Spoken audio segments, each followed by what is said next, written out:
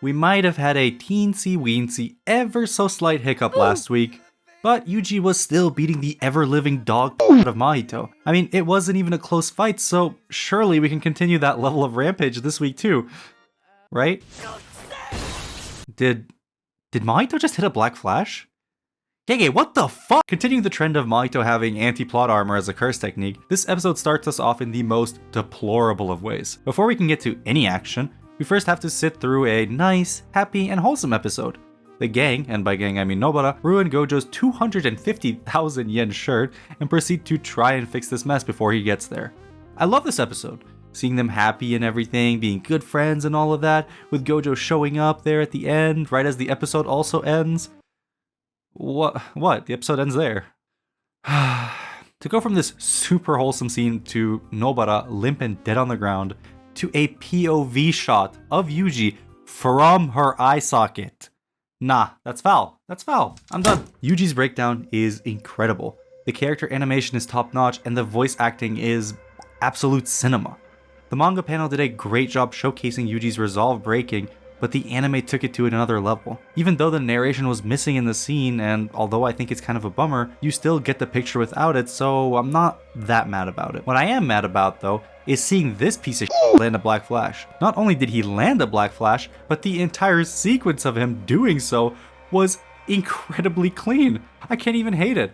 But seriously, it was way more impressive than it needed to be for a piece of trash like Maito. Memes aside, this is one of my favorite scenes in the Shibuya arc. Black Flash has never been a technique unique to sorcerers, but with us only having ever seen characters like Yuta, Nanami, and Yuji do it, it kinda left that impression in our minds. Seeing Yuji land 5 Black Flashes during his fight against Hanami really cemented the fact that even if no one can use it at will, Yuji is one of a kind, and his usage of the technique made it look like he might as well have had that ability. Yet, 65 chapters and 19 episodes since we last saw it, it isn't Yuji that lands the first Black Flash, instead it's the most detestable of curses. A curse born of humans, Maito invades the realm of the strong.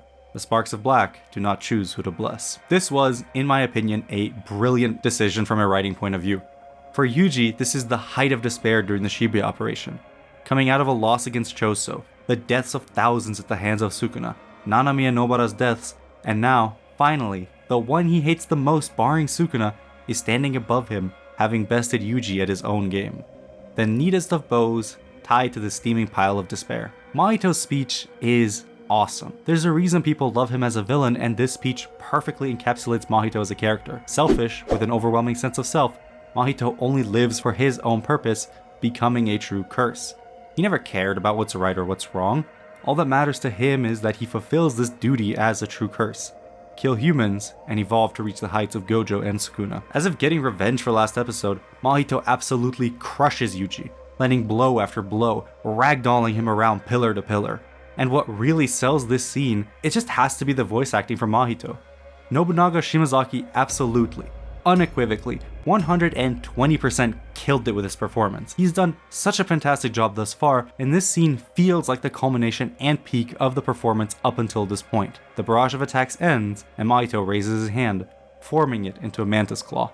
Preparing one final attack, he swings his arm, but the sound of the Gion Shoja temple bells echoes the impermanence of all things. The color of the Sala flowers reveals the truth that the prosperous must decline.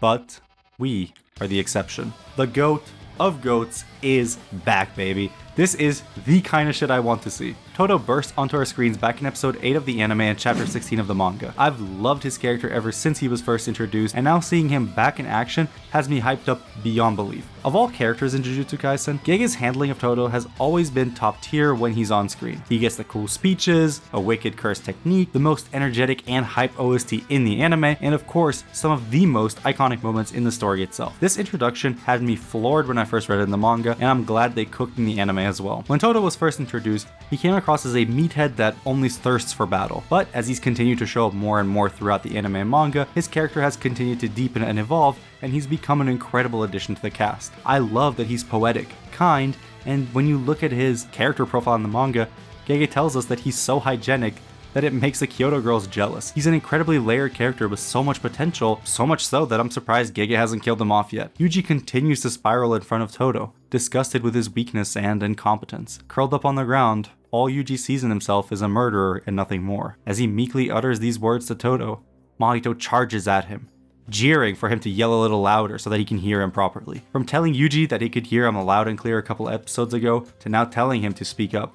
Cruel, but effective. Toto's the GOAT, and he's not going to let his brother go out like that, so he uses his curse technique to create some distance between the three of them, and we get this fighting game-ass effect, which was super cool to see in my opinion. This speech from Toto is another banger, and I love the way it relates to the poem he recited just a few moments earlier. The point of the poem is to say that everything will eventually come to an end, but Toto adds, we are the exception to it. At first, it might sound like all he's saying is that he and Yuji are built different, but in reality, what he's talking about are sorcerers as a whole. Even though Nanami and Nobara's time has come to an end, their will lives on in those that choose to carry it. This is what allows Jujutsu sorcerers to continue living long after their death, and it's also what wakes Yuji from his slump, now realizing what he must do. Toto gives Yuji some time and assurance that he doesn't need to answer immediately, and charges at Maito on his own. I haven't been able to find out exactly who did this next cut of Toto versus Maito, but it gives me strong Ping Pong the Animation vibes, and I really love this style of animation, so you can already tell I was glazing this section as I was watching the episode. Maito can't land even a single hit on Toto. Characters that can teleport always make for incredibly interesting fights. Sasuke whenever he gets to use his Rinnegan more than twice before running out of chakra, Shimazaki in general in Mob Psycho, and now Toto for JJK. It's an incredibly OP ability, but man is it fun to watch. Not fun for Maito though, since he's getting his shit rocked. But because Toto can't actually deal damage to the soul, he's pretty happy to just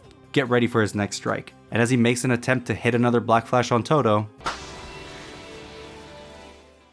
we get a shot of Nanami from Yuji's perspective, telling him that he's got it from here. Finally understanding Toto's words fully, Yuji agrees to take on Nanami's suffering and lands the Black Flash of the series. A beautiful panel of Yuji and Nanami flashes before us, and Maito is sent flying. Back from the brink, Yuji and Toto brace themselves for round 2.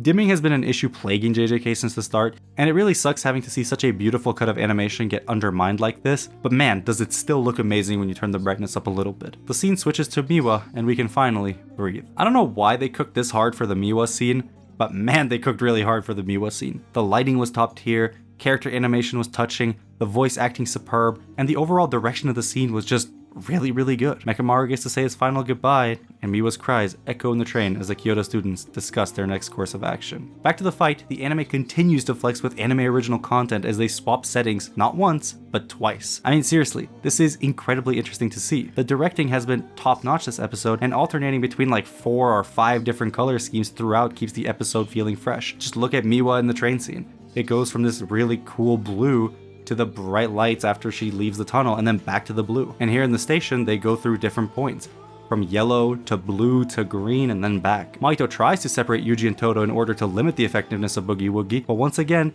Toto is built differently and just continues to evade every attack while also blocking Maito's swing with his fingers. Hello? No choo-choo train can stop the brothers, however, as Toto kicks Maito in the elevator, sending him upwards. He meets up with Yuji, and the two instinctively understand each other and make a run for the upstairs. Toto and Yuji are incredibly in sync this episode, which is pretty insane to consider since their only team up was the first time they met when they jumped Hanami. To add to the brotherly team up, Yuji infuses a rock with cursed energy and absolutely slams it towards Maito at Mach 500.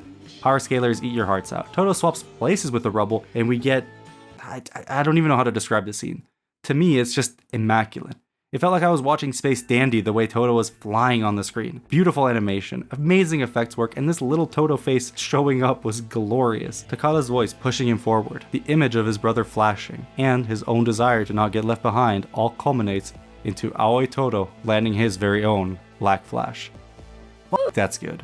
Although Maito has suffered no damage from the attack, Toto still landed a Black Flash. Just like Yuji and Maito, the three have now reached 120% of their potential. If we're talking about most iconic manga panels, this one probably makes the top 5 of most lists. I mean, it's so damn good that they more or less just colored the original manga panel and called it a day. And to be honest, I wouldn't have it any other way. This scene was complete enough in the manga, and all that was needed to push it over the edge was a narrator. And did the narrator deliver? I got chills listening to her reading of the line, and I am really sad we didn't get the sparks of black, do not choose who to bless. Maito launches another onslaught that sends them all to the surface, and round 3 is now underway.